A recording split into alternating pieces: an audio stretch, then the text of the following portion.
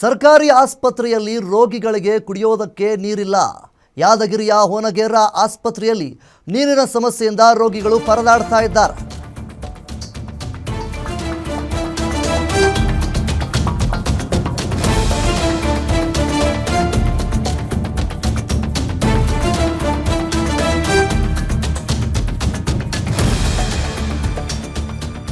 ಇನ್ನು ಸರ್ಕಾರಿ ಆಸ್ಪತ್ರೆಯಲ್ಲಿ ರೋಗಿಗಳಿಗೆ ಕುಡಿಯೋದಕ್ಕೆ ಕನಿಷ್ಠ ನೀರಿನ ಸೌಲಭ್ಯ ಕೂಡ ಇಲ್ಲಿ ಲಭ್ಯವಾಗಿಲ್ಲ. ಯಾದಗಿರಿಯ ಹೊನಗೇರ ಆಸ್ಪತ್ರೆಯಲ್ಲಿ ನೀರಿನ ಸಮಸ್ಯೆ ಹೆಚ್ಚಾಗಿದೆ. ಹಣ ಕೊಟ್ಟು ನೀರನ್ನು ಖರೀದಿಸುವಂತಹ ಸ್ಥಿತಿಗೆ ರೋಗಿಗಳು ಈಗ ಬಂದಿದ್ದಾರೆ. ಆಸ್ಪತ್ರೆಗೆ ದಾಖಲಾದ ರೋಗಿಗಳು ನೀರಿಗಾಗಿ ಪರದಾಟವನ್ನು ಪಡ್ತಾ ಇದ್ದಾರೆ. ನೀರು ಮತ್ತು ಅಗತ್ಯ ಸೌಲಭ್ಯ ಕೇಳಿದ್ರೆ ವೈದ್ಯನಿಂದ ಆವಾಜ್ ಕೇಳಿ ಬರ್ತಾ ಇದೆ. ಅಲ್ಲಿರುವಂತಹ ವೈದ್ಯರೇ ರೋಗಿಗಳ ಮೇಲೆ ರೇಗ್ತಾ ಇದ್ದಾರೆ, ಆವಾಜ್ಗಳನ್ನು ಹಾಕ್ತಾ ಇದ್ದಾರೆ. ಆಸ್ಪತ್ರೆಯ ವೈದ್ಯ ಡಾಕ್ಟರ್ ಸಂಜಯ್ನಿಂದ ಗ್ರಾಮಸ್ಥರಿಗೆ ಧಮಕಿಯನ್ನು ಹಾಕ್ತಾ ಇದ್ದಾರೆ. ನೋಡಿ, ರೋಗಿಗಳು ಅವರದೇ ಏನಾದರೂ ಸಾಕಷ್ಟು ತೊಂದರೆಗಳಿರುತ್ತೆ, ಮುಖ್ಯವಾಗಿ ಆರೋಗ್ಯ ಸ್ಥಿತಿ ಸರಿಯಾಗಿಲ್ಲ ಅಂಥೇಳಿ ಈ ರೀತಿ ಚಿಕಿತ್ಸೆ ಪಡೆಯೋದಕ್ಕೆ ಅಂತ ಹೋದರೆ ರೋಗಿಗಳಿಗೆ ಕನಿಷ್ಠ ಸೌಲಭ್ಯ ಕುಡಿಯೋದಕ್ಕೆ ನೀರು ಕೂಡ ಸಿಗ್ತಾ ಇಲ್ಲ ಈ ಒಂದು ಆಸ್ಪತ್ರೆಯಲ್ಲಿ. ಅದರ ಜೊತೆಗೆ ಅಲ್ಲಿರುವಂತಹ ಡಾಕ್ಟರ್ ಸಂಜಯ್ ಎನ್ನುವಂತಹ ಡಾಕ್ಟರ್ ಅವರು ರೋಗಿಗಳ ಮೇಲೇ ಅವರು ಎದುರಾಗಿ ಮಾತನಾಡ್ತಾ ಇದ್ದಾರೆ, ಅವರ ವಿರುದ್ಧವಾಗಿ ರೇಗ್ತಾ ಇದ್ದಾರೆ, ಧಮಕಿಗಳನ್ನು ಕೂಡ ಹಾಕ್ತಾ ಇದ್ದಾರೆ. ಅವಾಚ್ಯ ಶಬ್ದಗಳಿಂದ ರೋಗಿ ಮತ್ತು ಸಾರ್ವಜನಿಕರಿಗೆ ನಿಂದನೆಯನ್ನು ಮಾಡ್ತಾ ಇದ್ದಾರೆ ಡಾಕ್ಟರ್ ಸಂಜಯ್ ಎನ್ನುವಂಥವರು.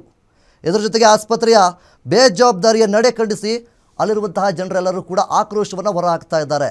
ಮುಖ್ಯವಾಗಿ ಒಂದು ಆಸ್ಪತ್ರೆ ಅಂದರೆ ಅದಕ್ಕೆ ಬೇಕಾದಂತಹ ಒಂದು ಕನಿಷ್ಠ ಸೌಲಭ್ಯಗಳು, ರೋಗಿಗಳಿಗೆ ಬೇಕಾಗಿರುವಂತಹ ಕನಿಷ್ಠ ಸೌಲಭ್ಯಗಳನ್ನು ಒದಗಿಸಬೇಕು. ಅದು ಇಲ್ಲಿ ಆಗ್ತಾ ಇಲ್ಲ. ಮುಖ್ಯವಾಗಿ ನೀರಿನ ಸೌಲಭ್ಯವೇ ಇಲ್ಲ, ಕುಡಿಯೋದಕ್ಕೆ ನೀರಿಲ್ಲ ಅಂತಂದರೆ ಪಾಪ ರೋಗಿಗಳು ಏನು ಮಾಡಬೇಕು? ಹೊರಗಡೆ ದುಡ್ಡನ್ನು ಕೊಟ್ಟು ನೀರನ್ನು ಖರೀದಿ ಮಾಡ್ತಾ ಇದ್ದಾರಂತೆ ರೋಗಿಗಳು. ನಮ್ಮೂರು ಪಂಚಾಯತ್ ವಿಡಿಯೋ ತಿಳ್ಕೋಬೇಕು. ಆಮೇಲೆ ಜಿಲ್ಲಾಧಿಕಾರಿ ಪ್ರತಿಯೊಬ್ಬರು ನೀರಿನ ವ್ಯವಸ್ಥೆಯನ್ನು ಫಸ್ಟ್ ನೀವು ನೋಡಿ. ನಮ್ಮ ಮನೆಯ ಗ್ರಾಮ ಎಷ್ಟು ಅಸ್ತವ್ಯಸ್ತವಾಗಿದೆ ಇದು ಸುದ್ದಿ. ಫಸ್ಟ್ ನಮ್ಮೂರು ಪಂಚಾಯತ್ ವಿಡಿಯೋ ತಿಳ್ಕೋಬೇಕು. ಆಮೇಲೆ ಜಿಲ್ಲಾಧಿಕಾರಿ ಪ್ರತಿಯೊಬ್ಬರು ನೀರಿನ ವ್ಯವಸ್ಥೆಯನ್ನು ಫಸ್ಟ್ ನೀವು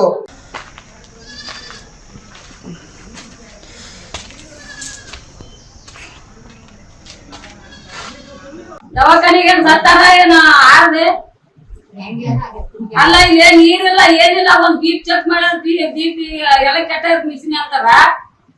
ಒಂದ್ ಡ್ರೆಸ್ ಮಾಡೋದ್ ಅದನ್ನ ಇಲ್ಲ. ಏನೋ ಮನ್ಯಾಗ ಒಂದ್ ತೀರ್ಕೆ ಆಗಿತ್ತು, ಅಲ್ಲಿಂದ ಪೇಷಂಟ್ಗಳು ಆರಾಮಿಲ್ಲ ಅಂತ ದವಾಖಾನೆ ತಂದ ಕೈಲಿ ನೀರು ಕೂಡ ಇಲ್ಲ. ಒಂದ್ ಏನಿಲ್ಲ ಸಹಾಯ ಮಾಡ್ಕೋಬೇಕಂದ್ರೆ ಎಲ್ಲ ಸುಮ್ಮನೆ ದವಾಖಾನೆ ಅಂತಾರ. ಇದು ಏನಂತಾರ? 30 ರೂಪಾಯಿ ಕೊಟ್ಟ ಒಂದ್ ಬಾಟ್ ನೀರ್ ತಗೊಂಡಿವಿ. 3 ಕಿಲೋಮೀಟರ್ ಹೋಗ್ತೈತಿ. ಅವಳ ಹಚ್ಚಿದಂಗಾಗಿ ನಮ್ಮ ಮನ್ಯಾಗ ಇವತ್ತ ತೀರ್ಕೆಂದ ಹೋಗಿ ದವಾಖಾನೆ ಮನ ಮಾಡಿ ಬರಕ್ಕೆ ಆರಾಮಿಲ್ಲ. ಇಬ್ರು ಮೂವರಿಗೆ ಏನ್ ಸಾಯ್ಬೇಕ ಏನ್ ಇರ್ಬೇಕು? ಈಗ ದವಾಖಾನೆ ಅಂತಾರ. ಎದಕ್ಕೆ ಇಟ್ರೆ ಸರ್ಕಾರಿ ದವಾಖಾನೆ